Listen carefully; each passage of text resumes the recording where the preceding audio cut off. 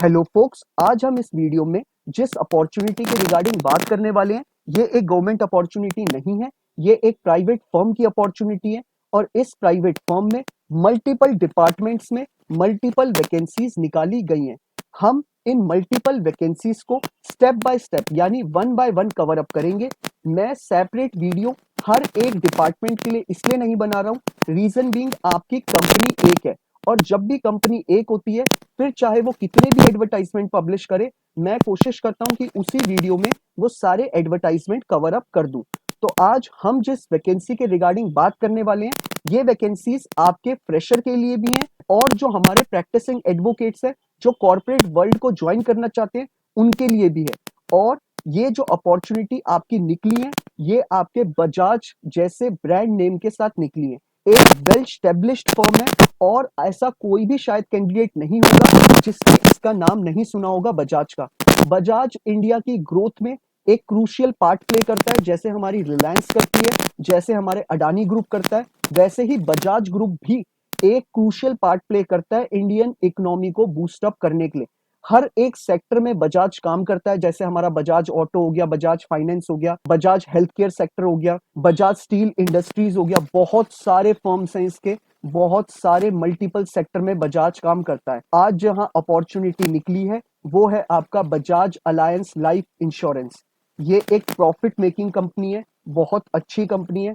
आप सभी का फ्यूचर इसमें सिक्योर रहेगा, कोई डाउट मत रखिएगा। मैं वही फर्म्स के बारे में आपको बताता हूँ जो एक अच्छी फर्म होती है, जिसमें आपका कैरियर आगे जाके और ग्रो करेगा। अब हम इस ओपनिंग के रिगार्डिंग बात कर लेते हैं। 4 डिपार्टमेंट्स में आपकी ओपनिंग निकाली गई है और इन चारों डिपार्टमेंट्स की ओपनिंग के आपको जो जॉब लोकेशन ऑफर करी जा रही है वो अलग अलग करी जा रही है।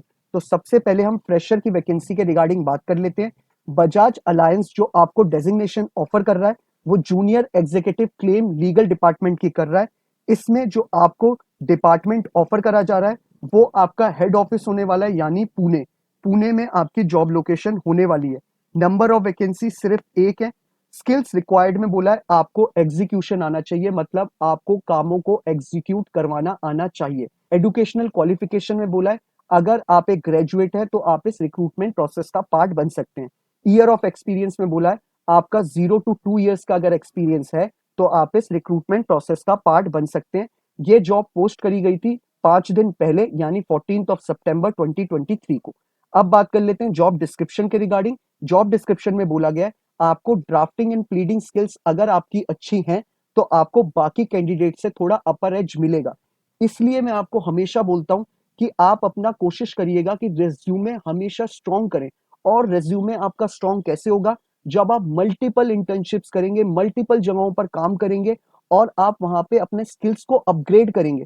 अपग्रेड स्किल्स सिर्फ और सिर्फ तभी होती हैं जब आप अच्छी से अच्छी लॉ फर्म ज्वाइन करते हैं, एक रेप्यूटेटेड ऑर्गेनाइजेशन ज्वाइन करते हैं, साथ ही साथ आप कहीं ना कहीं कुछ एक्स्ट्रा सर्टिफिकेशन कोर्स कर रहे हैं। काफी स्टूडेंट्स मुझे टेक्स्ट मैसेज करते हैं, कई बार यूट्यूब पे मेरे कमेंट बॉक्स में भी देखा होगा कि सर वैकेंसी तो बहुत निकल रही है लेकिन हमारे पास कॉल नहीं आ रहा किसी भी एचआर का। आपके पास कॉल इसलिए नहीं आ रहा है क्योंकि आपका रेज्यूमे स्ट्रांग नहीं है। आपको अगर अपना रेज्यूमे स्ट्रांग करना है तो आपको इंटर्नशिप ज्वाइन करनी पड़ेगी, आपको कोर्ट रूम्स में जाके काम सीखना पड़ेगा, तभी आपकी स्किल्स अपग्रेड होंगी और आपको काम आने लगेगा और आप उन कामों को शोकेस करेंगे अपने रेज्यूमे में, तभी आपको कॉल आएंगे एचआर के। तो एचआर की मिस्टेक नहीं है इसमें, इसमें आपकी तरफ से आपका पार्ट लैग कर रहा है तभी आपको कॉल नहीं आ रहा है। तो मैं चाहूंगा अगर आप लोग चाहते हैं कि मैं एक रेज्यूमे के ऊपर पूरा एक डिटेल्ड वीडियो बनाऊं तो मैं उस पर भी वीडियो बना सकता हूं। आप मुझे नीचे कमेंट बॉक्स में जरूर बताइएगा कि मुझे बनाना चाहिए या नहीं बनाना चाहिए।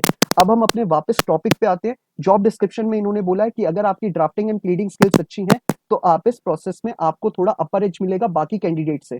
इन्होंने बोला है आपका वेल वर्स्ड होने चाहिए, आप एक्सेल के साथ, वर्ड के साथ, पावर पॉइंट के साथ और साथ ही साथ आपकी टाइपिंग स्पीड अच्छी होनी चाहिए। आपको मोटर व्हीकल एक्ट के बारे में भी नॉलेज होनी चाहिए। ये सारा आपका जॉब डिस्क्रिप्शन में बोला गया है। इट मींस आपको इन सारे के रिगार्डिंग काम करना पड़ेगा।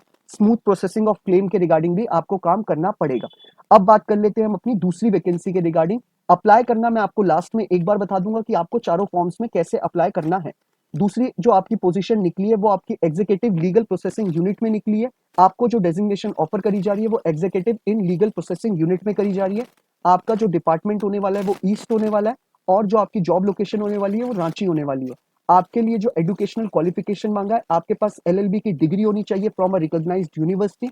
एक्सपीरियंस में बोला गया है, अगर आपके पास 1 साल से 4 साल का एक्सपीरियंस है, मतलब अगर आपको 1 साल से अबव हो चुका है as a practising advocate practise करते हुए, तो आप इस रिक्रूटमेंट प्रोसेस का पार्ट बन सकते हैं। अब बात कर लेते हैं हम अपनी तीसरी वैकेंसी के बारे में, जो कि आपकी निकली है एग्जीक्यूटिव की ही और लीगल प्रोसेसिंग यूनिट में ही।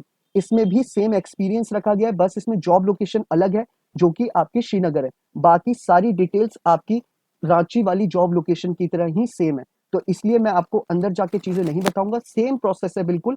अप्लाई करना मैं आपको थोड़ी देर में बताता हूँ। लास्ट जो आपकी वैकेंसी है, इसमें जो आपकी जॉब लोकेशन रखी गई है वो जबलपुर रखी गई है, और इसमें जो आपको बोला गया है कि आपको जो स्किल्स रिक्वायर्ड है वो आपका लीगल मैनेजमेंट की है, और एजुकेशनल क्वालिफिकेशन में बोला है आप ग्रेजुएट होने चाहिए, एलएलबी ग्रेजुएट, और ईयर ऑफ एक्सपीरियंस आपका 1 साल से लेकर 4 साल का होना चाहिए एज अ प्रैक्टिसिंग एडवोकेट। अगर आपको 1 साल कंप्लीट हो चुका है तो आप इस रिक्रूटमेंट प्रोसेस का पार्ट बन सकते हैं। अब हम बात कर लेते हैं आपको इन फॉर्म्स को अप्लाई कैसे करना है। नीचे डिस्क्रिप्शन बॉक्स में जो आपको लिंक अवेलेबल है, आप उस पर क्लिक करेंगे तो आपको कुछ ऐसा इंटरफेस खुल के आएगा। आपको इस इंटरफेस के नीचे स्क्रॉल डाउन करना है, आपको ये आपके स्क्रीन पे चारों वैकेंसी दिखेंगी। आप जिस भी वैकेंसी को अप्लाई करना चाहते हैं, मान लीजिए फ्रेशर इस वाली वैकेंसी को अप्लाई करना चाहते हैं, तो वो इस पे क्लिक करेंगे। इस पे क्लिक करने के बाद आपको ये सारी डिटेल्स दिखेंगी जो मैंने अभी आपको बताई हैं। आप नीचे स्क्रॉल डाउन करेंगे, आपको अप्लाई का ऑप्शन दिखेगा, आप इस पे क्लिक करेंगे। फिर आपको कुछ बेसिक क्वेश्चंस पूछे गए हैं, आपको उन्हें आंसर करना है। जैसे इसमें पूछा गया are you a previous employee of बैजिक और बस, तो इसमें आप नो डालेंगे। फिर यहाँ पर आप अपना अपडेटेड रेज्यूमे नीचे डालेंगे जहाँ पे लिखा हुआ है अपलोड रेज्यूमे। उसके बाद नीचे सारी बेसिक डिटेल्स है।